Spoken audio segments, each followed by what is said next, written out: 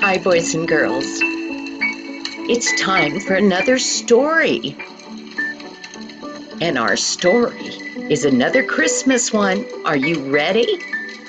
Our story is called The Last Straw. But you'll have to wait and see what that last straw is.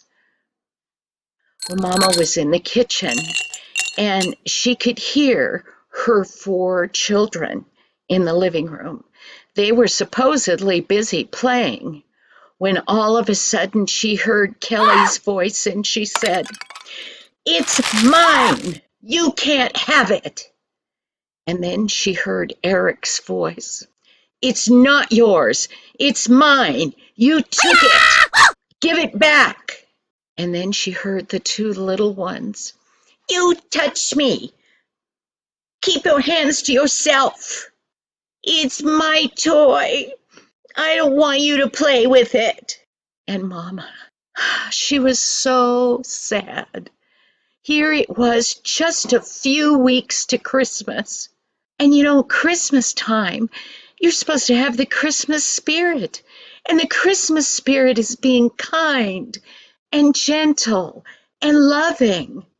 And her kids, all they seemed to want to do was argue and tease and poke at each other and make each other's lives miserable, as well as her and Daddy. She thought, what can I do? I've tried everything. Then she could still hear them in the other room bickering with each other. Then she remembered something. Once, years and years ago, her mother had told her about something, a game, a tradition that her family had had years and years ago when she had been a little girl. And she thought, I wonder if it'll work. It's got to be worth a try. So she dried her hands on her towel and she went into the living room and she said, "Come on, kids. Let's sit down on the couch. I have something to talk to you about. It's a surprise." Well, all kids like a surprise. And she set them down on the couch in the order of their ages. There was Eric. He was the oldest. There was Kelly, his sister. She was like a year and a half younger than him. They were very close in age. And then there was Lisa, and there was little tiny Mike. She sat them all according to stair steps in a row.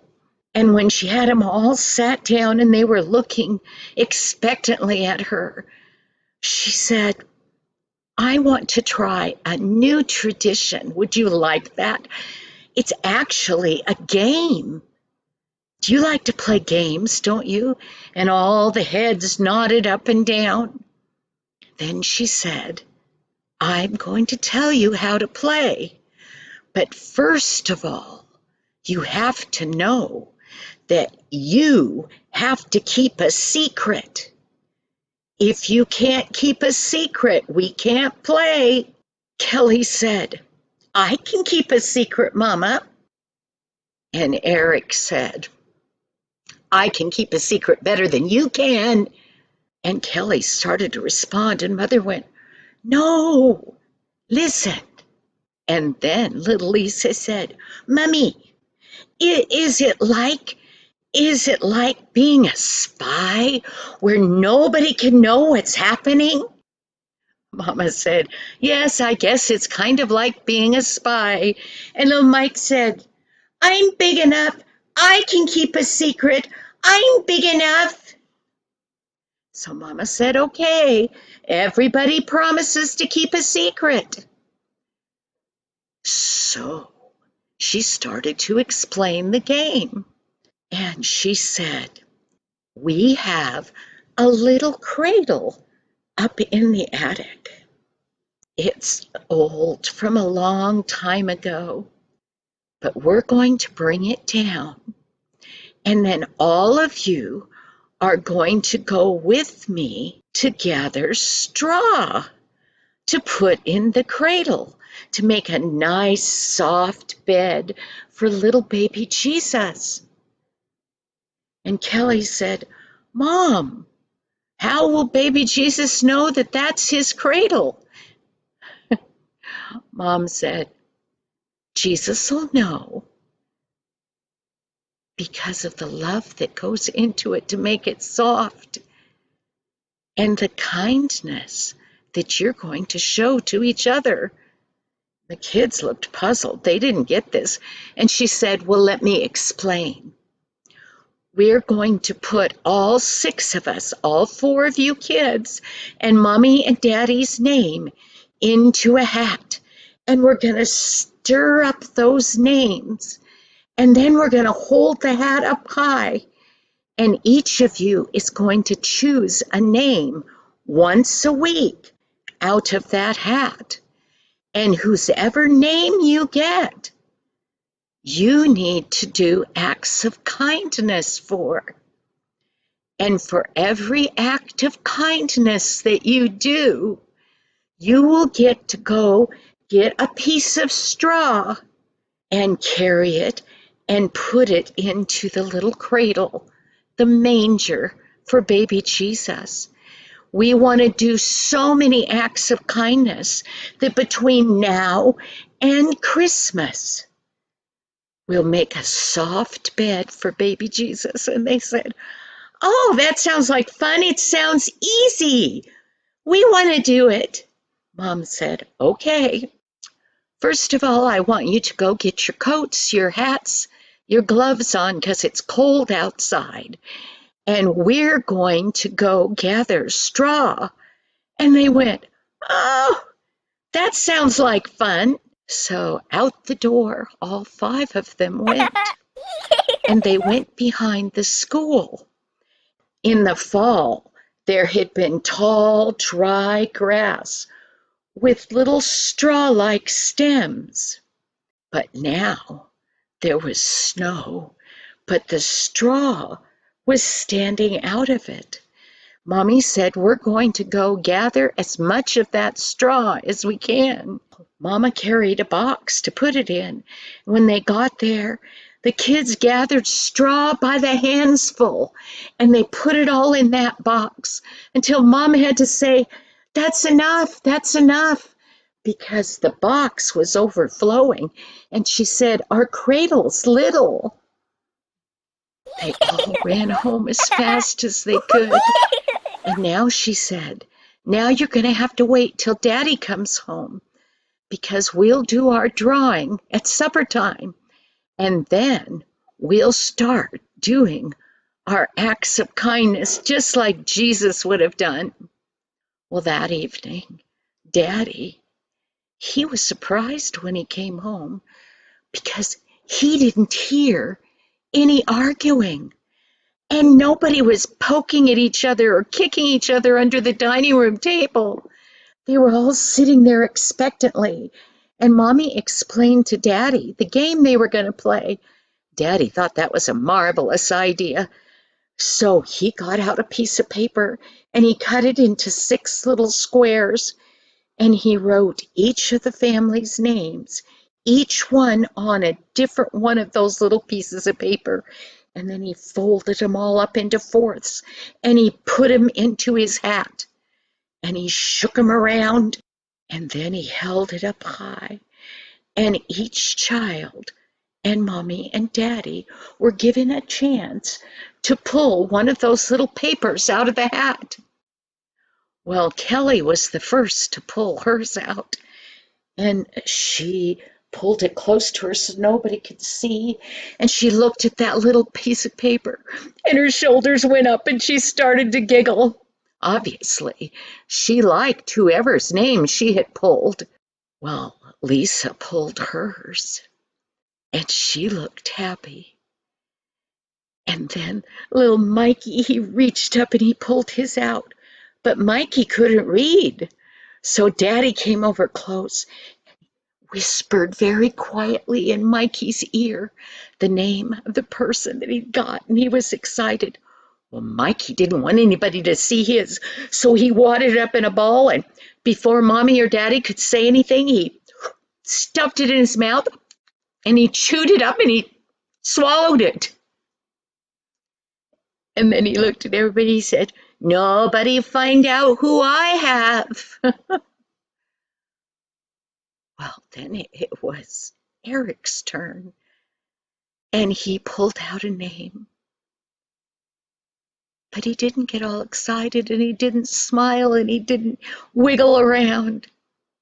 He looked at his name, and then he looked. Mom couldn't tell if he was sad or angry, but he took that little piece of paper and he folded it up and he stuffed it in his pocket. And he sat there. Then Mommy and Daddy pulled names, and they said, "Now, you children and us all have a week till we'll draw another name. We'll put all our 6 names back in the hat, and you'll all get different names next week." So the week began. Matter of fact, that night, when Kelly went into her room, she'd been in the bathroom brushing her teeth. She saw her nightgown laid out on the end of her bed, and her covers were all folded back, all ready for her to get in. And she thought, "Oh, whoever's got my name must have done this." Well, every day that week, there were surprises that happened. One day, Daddy came out of his bedroom to go to work, and he said, "Has anybody seen my shoes?" But nobody seemed to know anything about his shoes, so Daddy went off to the bathroom to shave. But when he went back in his bedroom, there by the bed sat his shoes, all shiny. They had been polished. Daddy thought, this is nice. So he put on his shoes and he went away to work. All day long, Mommy heard anybody started to argue, the kids would stop right in the middle of the sentence and they wouldn't say any more. They played together better. And every once in a while, one of them would disappear this way and another one would disappear that way. And then they'd come back and play some more, and they would giggle. And later in the day, the kids would count up on their fingers the acts of kindness that they had done for their secret person, and they would put that many straws into the manger. Then they would look at it, oh, it wasn't enough yet. So they would think of more wonderful things to do. By the middle of the week, they were all getting really good at this. And Mother noticed after she had made peanut butter and jelly sandwiches, she had to run outside to get something. And when she came back in, the cupboard, the jelly blobs were all wiped off, and the bread was put away, and the jelly was put away. Everywhere Mommy went, there were things done. When Daddy went into his workshop to work, he turned on his saw getting ready to cut, and then he noticed something unusual. All the sawdust that was generally under his saw was all gone, and the floor was neatly swept in the shop. Just one good thing after the other happened. Well, finally, the end of that week happened. Daddy said it's time to draw names again. So all the kids, well, all but Mike, who'd swallowed his name, put their names in the bottom of the garbage can where nobody knew who they were, and they went to the table. Daddy put all those new names in the hat, and he shook it up, and they drew names again, and everybody seemed happy and giggly over the names they've gotten. Everybody except for Eric. Eric, he got his name, and he unfolded it and he looked at it. Then he changed the look on his face, and he shut it up and he put it in his pocket. He swallowed a couple times, then he looked at everybody else, and he put a pleasant look on his face. But Mom had been watching. There was something not right with Eric. There was something not not what it should be. Well, all that week, it was like their house was full of elves because everything was being done without being asked. There were surprises for everybody. People were sharing things and they were being kind to each other, even when it didn't apply to their game that they were playing. And Mother was so pleased. And that morning, she had looked up and she said, "Thank you, Jesus. Thank you. My kids are getting along again. It's wonderful. Thank you." So, all that week, there was one kindness after the other. Every day there were surprises for all 6 of those people. The third week came. Now there was there was only 7 days to Christmas. And Mommy said, "Well, we have all this week, and then we'll draw a name for Christmas Eve. So that day we can still continue our game. And of course, on Christmas, then we'll get to tell everybody who had them. And we'll see if we will have put enough straw in the little manger for when baby Jesus comes on Christmas."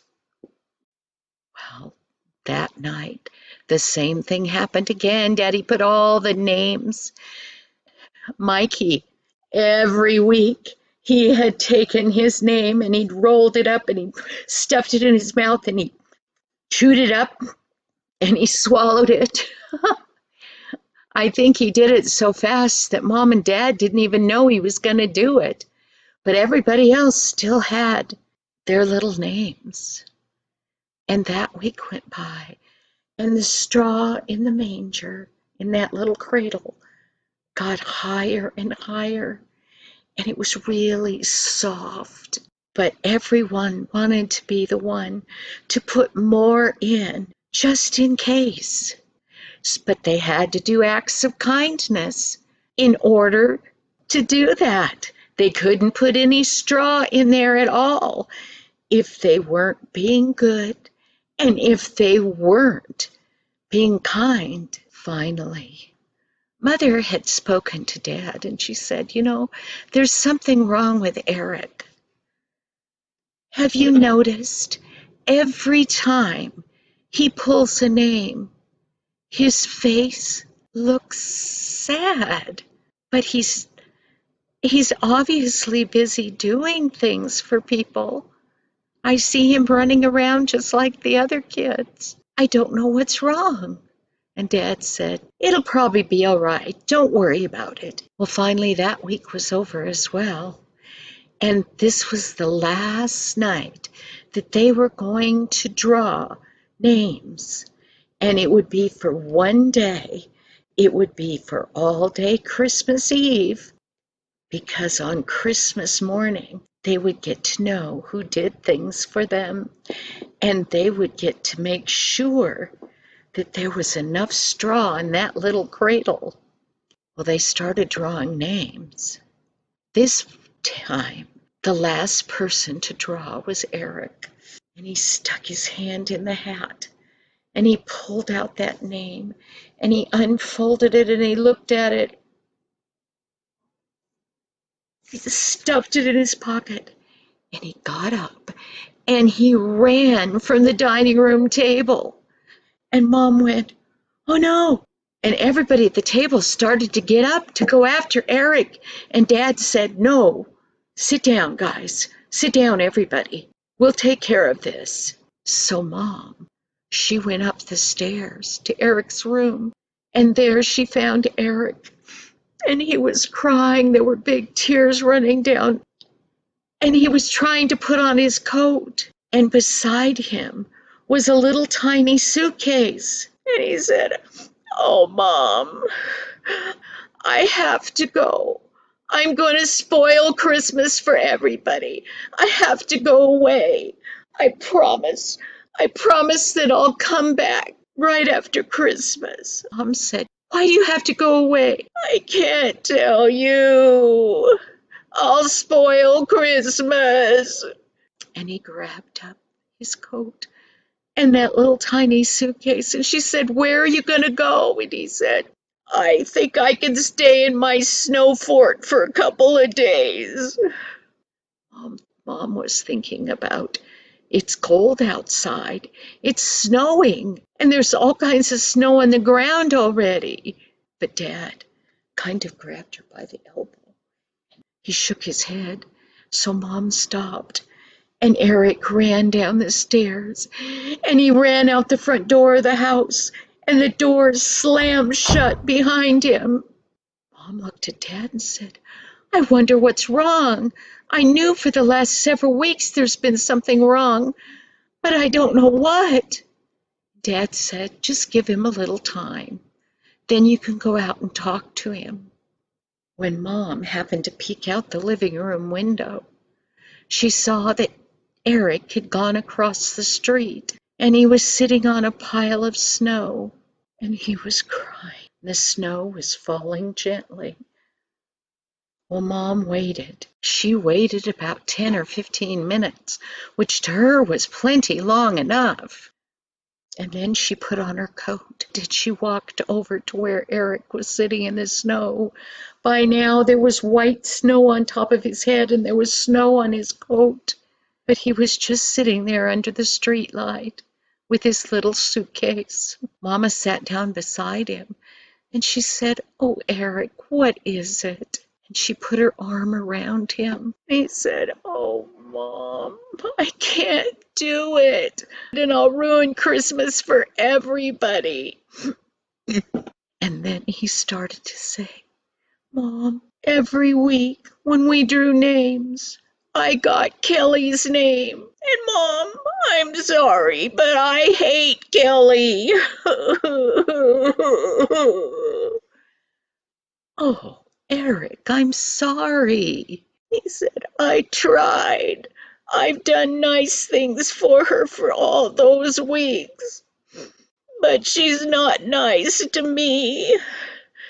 I even let her play with my new red car. And she just threw it into the wall. Well, Mom, she said, Eric, I'm so sorry. Did you get Kelly's name again tonight? I can't do it for even one more day. I might hit her. And if I beat her up, I'll spoil Christmas for everybody. Mom said, I have an idea. I have my little piece of paper here in my coat pocket. That's where I stuck it. I haven't looked at that. I can trade with you. And Eric said, would that be cheating? Mom said, no, it wouldn't be cheating. I haven't even looked at it yet, and nobody will know but us. So for the last day, you can do your acts of kindness for whoever's on this piece of paper. Are you sure, Mom?